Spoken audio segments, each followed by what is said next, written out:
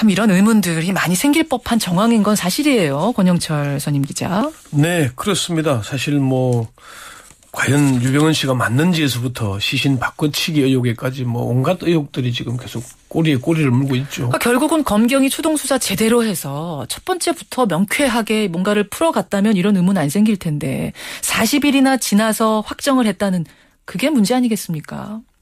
그렇죠. 처음대로 시신이 발견됐을 때부터 이게 유병헌 씨의 의심을 두고 좀 조사를 하고 예. 소지하고 있는 유류품을 보면은 어딘가 의심할 만은 하거든요, 사실. 세모 스코알렌 있었고 명품 잠바 입고 약이야 무슨 스코알렌이야 누구나 먹는. 아니 근데 그 회사가 그 유병헌 씨 관련 회사잖아요. 그러니까 세모 스코알렌도 있고 다 그 유심히 안 본 거죠, 그러니까. 그것뿐만 아니고 가방이나 이런 게 유심히 안 봤다는 걸 확실한 거죠. 예. 어쨌건 검찰과 경찰의 발표를 보면은 유병헌 씨의 시신이 아닐 가능성은 거의 없어 보입니다. 예. 유병헌 씨의 시신이 맞다는 얘기죠. 국과수에서도 부검을 실체해 본 결과 유 전 회장의 DNA가 일치한다는 결과를 내놨고요. 검찰도 변사체가 유 전 회장 본인이며 시신 바꿔치기 가능성은 사실상 없다 이렇게 얘기를 하긴 합니다. 예. 그렇지만 의문이 완전히 사라진 건 아니죠. 아무래도 처음 경찰이 발견했을 때 한 6개월쯤은 지난 시신 같았다. 이런 보고가 얘기가 있었거든요. 맞아요. 그런데 18일 만에 그렇게 될 수 있느냐 하는 점. 전문가들이 그렇게 될 수도 있다고 얘기를 하긴 합니다. 일반적이진 않지만 불가능은 아니다 어제 이러시더라고요. 예, 그리고 인터넷이나 SNS에서 제기되는 시신 바꿔치기 의혹. 예. 아까 말씀하신 조이팔 사건이나 일제치하에서 백백교 교주 사건 이런 것들이 지금 거론되기도 하고 있습니다. 맞아요. 예. 맞아요. 그리고요. 예. 결국은 결론적으로는 검찰과 경찰과 국민들이 한 달 동안 다 헛수고 헛발질한 게 되지 않았습니까?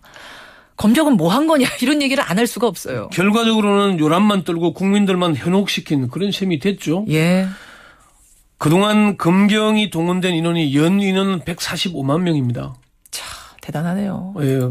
그리고 그게 구원파 신도 거주지나 별장, 온천 등등 뒤진 곳이 한 22만 곳이 되는데 40일 전에 발견된 변사체가 유병헌 회장으로 확인이 되니까 검찰, 경찰 망연자실할 수밖에 없죠. 당혹해하고 있습니다. 예.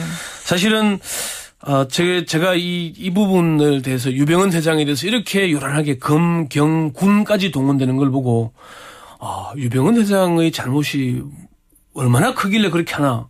그 부분에서 취재를 한 적이 있거든요. 예. 방송도 안 했고 기사도 안 썼습니다만은 다들 현재로서는 경제사범이라는 얘기를 합니다.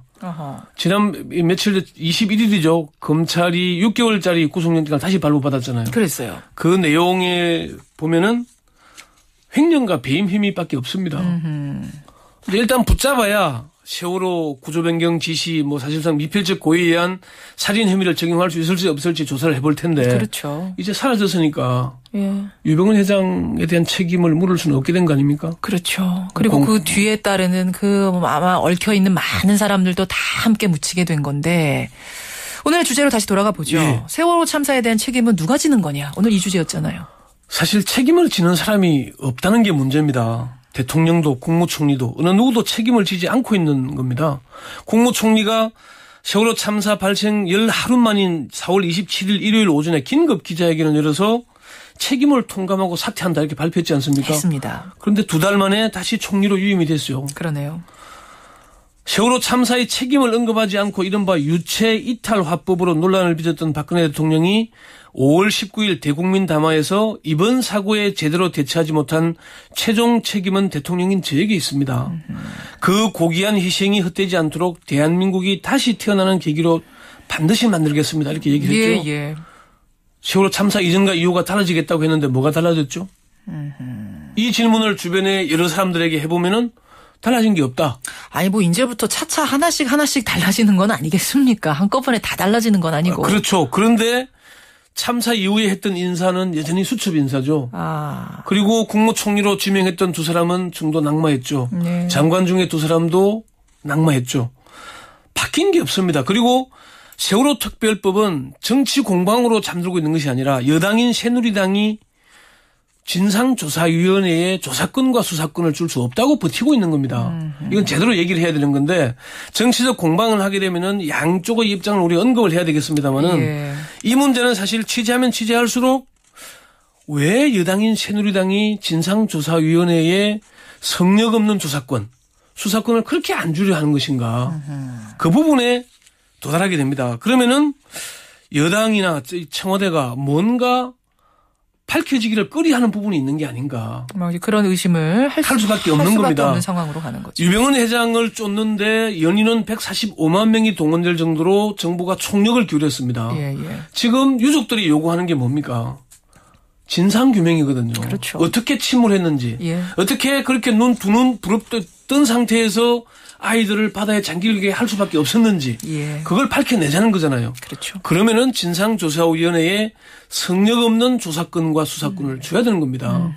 그런데 그거를 반대하는데 반대 이유 중에 하나가 사법체계의 근간을 흔든다 이렇게 얘기를 하잖아요. 이런 유례가 없다 뭐 이제 이런 거거든요. 그럼 세월호 진상조사위원회가 민간기구입니까? 국가기구입니까? 특별법에 의해서 만들어지는 국가기구입니다. 예. 민간기구에 주는 게 아닙니다. 국가기구에 검찰과 경찰 외에 사법경찰관리라 그러는데 엄청나게 많거든요. 예. 그러니까 그게 불가능한 얘기는 아니라는 겁니다. 과연 정말로 진상을 규명할 의지가 있다면은 여당인 새누리당이나 청와대가 그렇게 얘기하면 안 되는 것이고 박근혜 대통령이 5월 19일 대국민 담화에서 분명하게 특별법을 제안했지 않습니까? 그렇죠.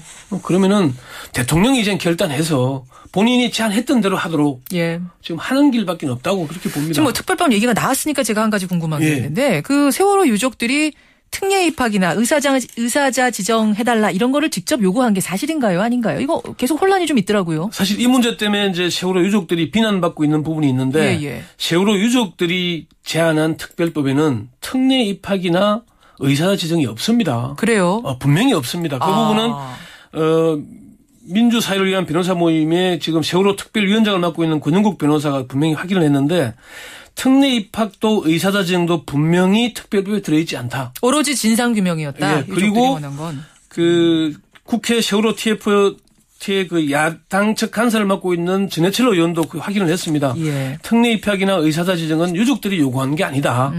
안산 지역에 대한 여러 가지 지원 방안을 논의하다 보니까 다른 곳 3학년 학생들 정문에 입학이 문제가 나온 것이고 의사자 지정도 의사상자 예우에 따른 법률에 따른 의사자가 아니고 예. 의인으로 국민 안전 의인으로 하자 이런 얘기가 나온 것이다. 그렇군요. 그렇게 얘기를 하는 겁니다.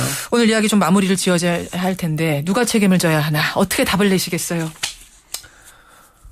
대통령께서 본인이 책임이라고 한 게 국민들이 대통령의 책임을 묻는 게 형사적 책임을 지라는 게 아니잖아요. 정치적 도의적 책임을 지라는 거거든요.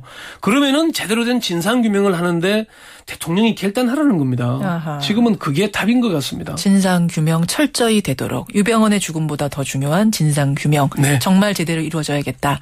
내일이 100일입니다. 100일 맞아서 오늘 기자수첩 지적 좋은 부분 지적해 주셨네요. 고맙습니다. 네.